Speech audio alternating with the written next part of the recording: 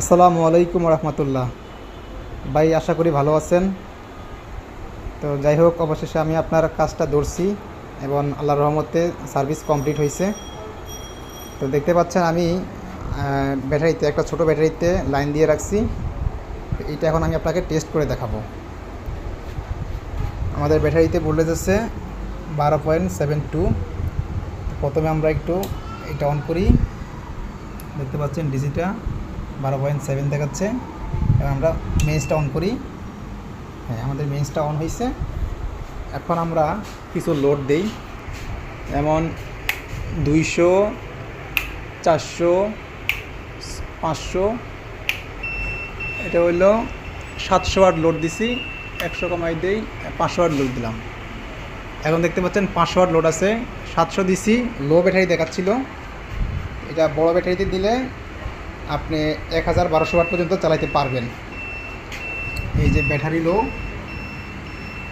লো দেখাচ্ছে। তো আমরা এখন মেইনসটা দিয়ে দিই।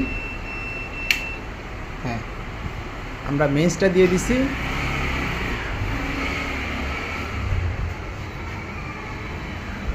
দেখতে পাচ্ছেন আমাদের চার্জিং ভোল্টেজটা উঠতেছে 13.9, 14।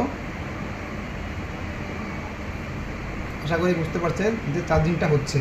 এবং কি এখানে দেখেন 13.78, সরি, এখন 13.8।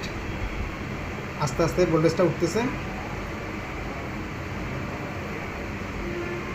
84, 85, আস্তে আস্তে ভোল্টেজটা উঠতেছে। এখানে 14.2 দেখাচ্ছে। ডিসপ্লে এবং মিটারের মধ্যে অল্প একটু ব্যবধান আছে।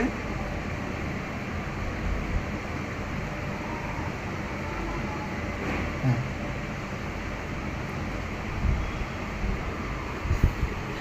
এখানে 13.97 হয়ে গেছে, প্রায় 14-র কাছাকাছি হয়ে গেছে। এই যে 14, এই যে 14 হয়ে গেছে। 14.4 হচ্ছে ফুল চার্জ। আশা করি বুঝতে পারছেন আপনার চার্জিংটা হচ্ছে।